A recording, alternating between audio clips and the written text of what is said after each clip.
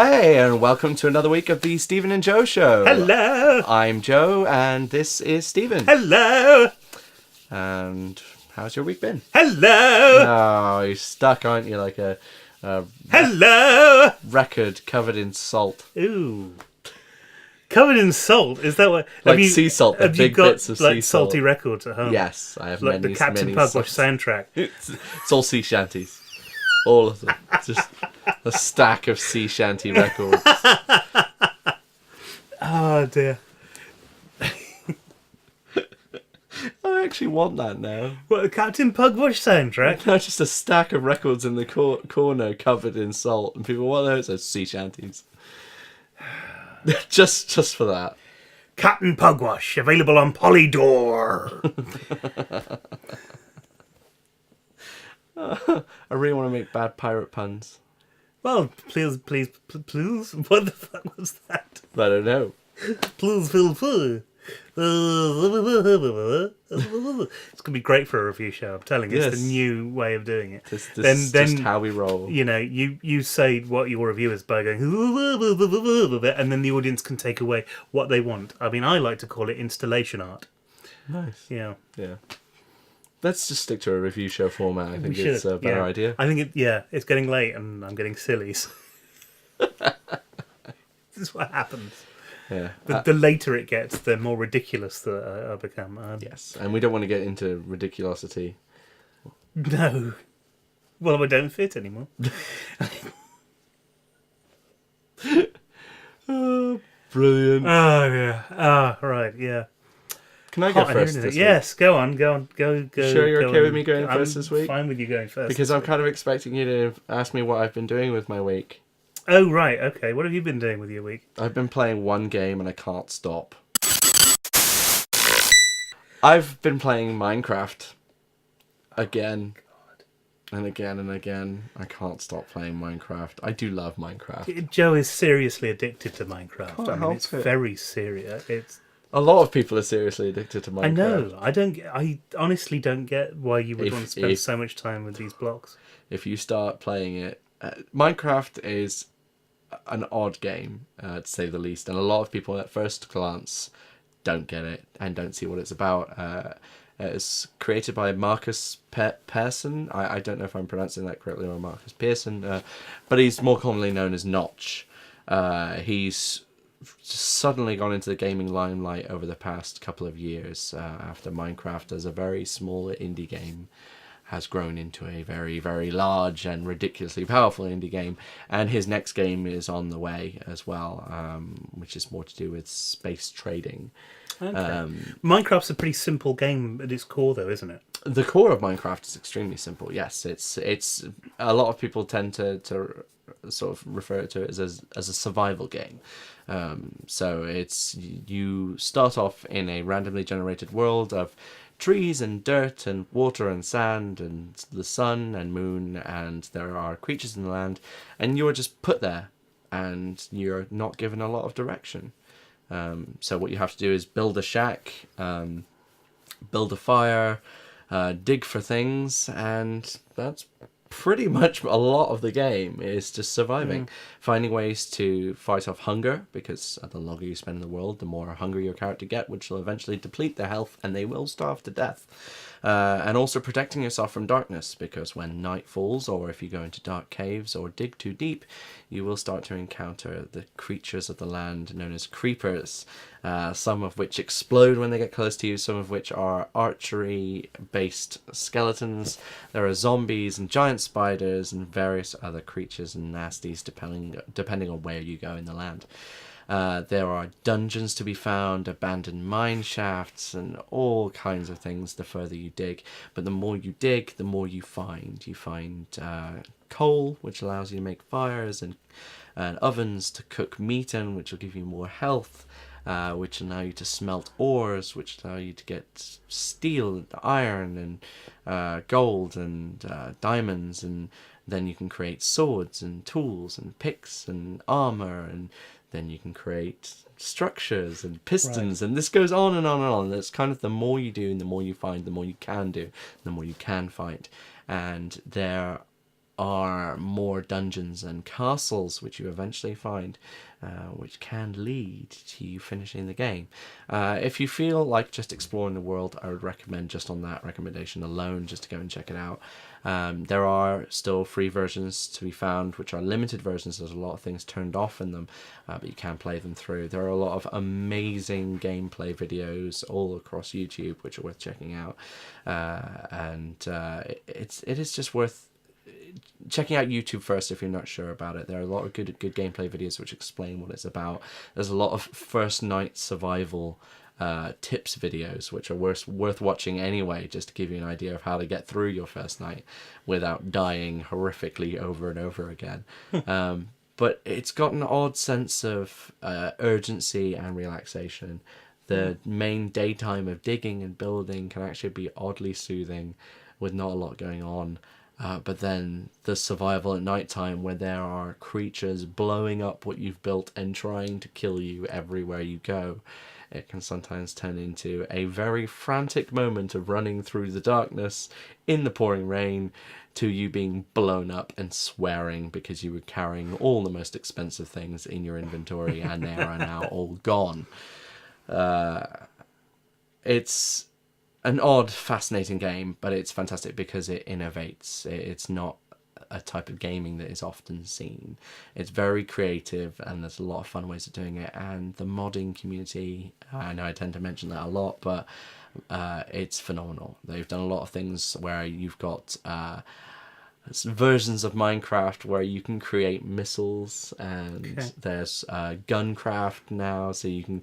I've seen some of the videos of the things that you've played in the past, things like the Future Armor world and the various different film sets and things made in it. And I know it's something you've been playing for a long time. Yeah.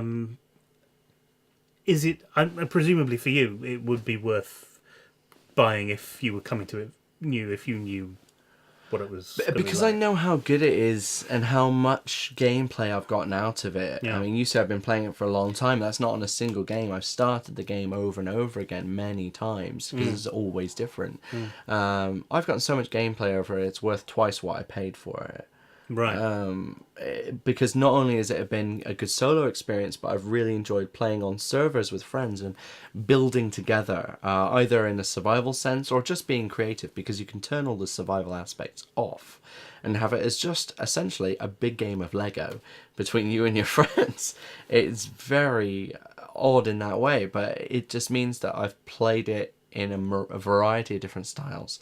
I've played through pre-created levels. Somebody's already built an entire world within the Minecraft build, and what they've done is they've saved that world, and then other people can go and visit it, and there's preset adventures to go on and people to speak to. So they've actually written their own adventure game within Minecraft by using it as a creative base. And then in some cases it's just been survival fun. In some cases people have created their own sports tournaments within it, so there are the equivalent of football fields, if you want to get into that, or if you're already a Minecraft player and didn't know about this, check out the Spleef arenas. They're really good fun, but it's just an amazing community of gamers and builders, and I've been really privileged to have had a lot of fun with a lot of really good friends on there. For what looks like the most simple game out there, it's got some phenomenal gameplay. I'm not going to recommend a film this week. I'm going to recommend two films. Way back in the 1970s, somebody said that they should make films of this thing that's been really popular for several years. And they started doing it. A director called Richard Donner started making this series, and had most of two of them in the can when Warner Brothers, who was the company behind the film, decided that they'd had enough and that they weren't as confident in Richard Donner's directing as they should have been. He was taken off and someone else was brought in to finish what ended up being the second of these films, but they're now available as director's cuts. I'm talking, of course, about Superman and Superman 2, the original Man of Steel films, and of course very topical at the moment. Yeah, as it's about to hit the floor. Hitting us, yeah. I don't really need to tell people what the storyline is. If you haven't seen it, then, well, where have you been for the past 30 years? I mean, okay, Kal-El comes to Earth. He's turned out to be Superman, and he's raised, and he goes and to Metropolis and joins the Daily Planet, and there's Lex Luthor, and he's trying to take over the world, and by a series of misadventures, Superman stops Lex Luthor from doing that. And then in the second one, the same thing happens again, only he doesn't come to Earth, he's already come to Earth. However, at the same time, superheroes or super villains from Kal-El's original planet come and are released onto Earth, and Superman has to stop them. If you watch the two films together, you really get this sense of where Dick Donner was going with it. The director's cuts do make a little bit of a difference, enough to sort of warrant watching them again and watching them separately. They were quite helped by they were filmed quite close together as well, weren't They they? were filmed at the same time. So it means that the cast, you kind of haven't left them. They haven't aged. No, they haven't at all. I think that helps strengthen the combination of those two films being watched back to back, because it is just like a continuation of that story in a really, really cohesive manner. They work so well together. And Christopher Reeve was fantastic, both as Clark Kent and Superman. And it's meant to be this sort of epic two-part thing in a time when epic two-part films weren't made. Yeah. And I think that was the problem with it. Nowadays, if Peter Jackson said, I want to make Superman, I want to make 3 films out of it, there's a good chance that he'd get the go-ahead, because he's had massive success with The Lord of the Rings. He's going to have massive success with the rest of the Hobbit franchise. And comic book films have become so much more popular now. They have. At the time Superman was made, comic book films were practically unheard of. They were very low budget. Things like the old Spider-Man movies, where you've essentially got somebody walking horizontally, and they've just turned the camera on its side to make it look like he's walking up a brick wall. The effect that you've seen most used is what we are aware of as the green screen effect. It's actually not using a green screen in this. Technically, it's a blue screen in this one, but technically it's a grey screen, because they use this new material called 3M material, which is made out of little glass beads, and it reflects the light back at you. So you can shine any colour light that you want onto this thing, and it reflects back the colour that you're casting onto it, which for the time it was a brand new thing. It was an innovation in the way that these films were put together, and that's where they got the tagline, you'll really believe a man can fly, because no one had seen stuff like this before. Wow. And the action sequences in this, where you're seeing Superman really flying, you're seeing Superman really flying, at least in the best way that he could have done now. I mean, I'm very interested to see what the new film does with that, but it's not going to be quite as spectacular, because we live in a world where you can just put everything down to digital effects. And okay, it's great. I'm sure it'll look fantastic, but they managed to make it look good back then, which is some achievement. It really is. I think I love these films because I was brought up with them. I was little bit of nostalgia tinted, possibly. I'm not sure. I think if you enjoyed the recent one, Superman Returns, at all, and you went back and watched these, I think you'd actually really enjoy these probably a bit more, because I found Superman Returns was a little bit dull. It wasn't quite as modernised as much as it should have been. Whereas with these, there's an awful lot of story packed into them, but they're good. Yeah. And it's good storytelling. And even the second one isn't quite as well put together as I think it probably should have been, but it's still. Really good. I think they were both brilliant films, but there was one bit which I struggled with, which is, it's such a personal thing, but I didn't get along with the actress they picked out as Lois Lane. Oh right, yeah, no, I see why you would say that, but it is what it is. I think it works well. They have chemistry on screen, which is fine. I just I find her irritating.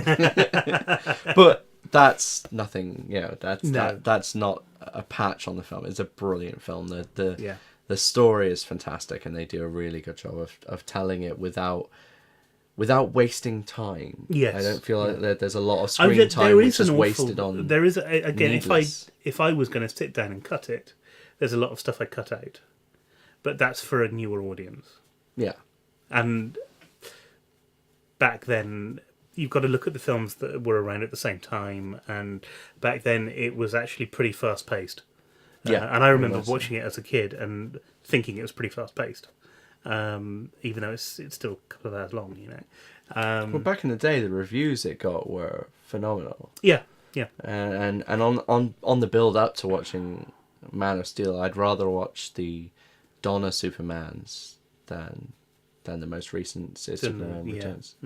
So, yeah, it's definitely worth it, especially if you're planning to go and see the Man of Steel in the cinema. Yeah, watch at least the original Superman to see how it was done back in the day to build you up to it. Or if you've just seen Man of Steel, if you're watching this YouTube video late, go back and see how it was done, see the differences, because that's really fascinating to see how the evolution of these kinds of characters comes along, and to see how they tackle an origins tale. And I think there's been enough time since the Donna Supermans to warrant a reboot. Yes, I and think you're right. And for it to be a decent reboot, because not only has film changed a lot, but the comic book stories of Superman have changed a lot as well. Well, not only that, but comic book films have changed a lot. Yeah. That we've had a massive sea change between what started with the Hulk. I mean, the Ang Lee's Hulk was the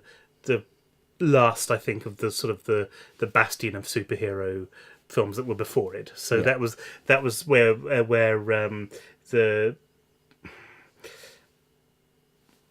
the legacy that started with Tim Burton's Batman ended in Ang Lee's Hulk. Yeah, I could agree with that. And then we start again with Marvel rebooting everything with the new Hulk with Ed Norton in, which I personally thought was a really good film. Yes. But it did change things slightly because it brought Hulk more up to date with the comic books.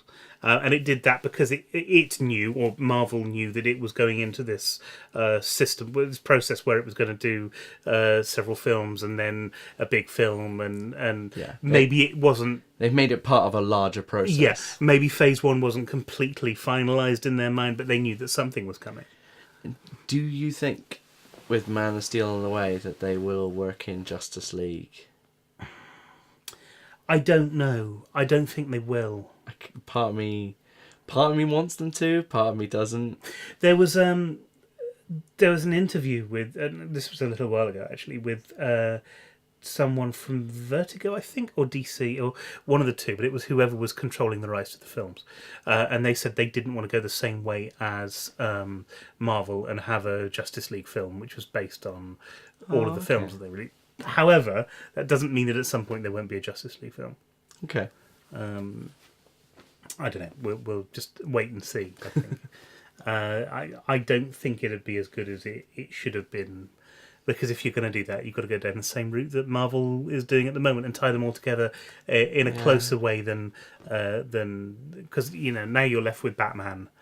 The amazing trilogy that Chris Nolan did for Batman, and the Superman Man of Steel is again produced by Christopher Nolan, so there's going to be elements from his original Batman visions that are going to make it into the film, I'm sure, even though Zack Snyder's directing and he's got his own very strong visions about what comic books should be, especially I'm sure Superman, I know, is a big fan of Watchmen and the other films that he's directed, that the superhero films. He's always been a big fan of them. But I don't know about Justice League just yet. Because that's the thing with the my concern is that the Dawn of Supermans was such a complete picture. It didn't. My concern is that with Man of Steel, that you might get a little bit of outside world picture, as in it might be self-aware that there could be Christopher Nolan's Batman in the same universe and other Justice League characters in the same universe. I don't see why it has to be so much. I mean, I'm not saying it has to be, but well, no, Iron Man wasn't particularly. Even the last one, where he's aware now that there's other superheroes in the world. It doesn't. It affects him a little bit, but it doesn't change his whole story. I guess so. And the comics exist on their own without too much interference from the other characters. Yeah, very true. In fact, I know they're pretty good at keeping other characters out. Yes. As well, because crossovers are fun, but not too many of them. I don't know, direction for it in the future. I think it's going to be interesting. I know they're talking of rebooting Batman again. Perhaps they're going to do that in order to make the new Batman fit in with this Superman, and then that's where you're going to get the whole Justice League come into it. With Superman in a similar way to Batman, for me, I would say my favorite Superman is Christopher Reeve. Yeah. Would you say the same? Well, at the moment, yeah. I'd like to see how Man of Steel. Man of Steel might tip it, Yeah. but the cheese of Dean Cain still permeates my brain. It can't be Dean Cain not because the same. he was essentially just... It was a chicklet on TV, wasn't it? With, and the guy I forgot the name of the actor who was in... was it Brandon something or other? Yeah. I just I didn't can't remember either. I just didn't feel a lot from him in his role. I felt he was a lot like Tobey Maguire. I think in the right roles he's going to be very, very good. But, Yes. He just didn't... It didn't sit right for me. Yeah, I'd agree.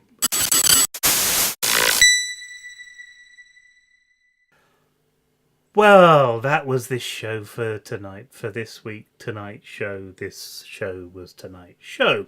Thank you for coming and watching the show. Been coming and watching the show? Coming and watching the show. Okay. Thank you for watching the show on YouTube, on your laptop device thing. Subscribe and like and comment and tell us why. What are you watching it on? What are you wearing? No, not what you're wearing. Don't tell us what you're wearing. Whatever you do, don't tell us what you're wearing. We'll see you next week. See you next week. Bye. Bye.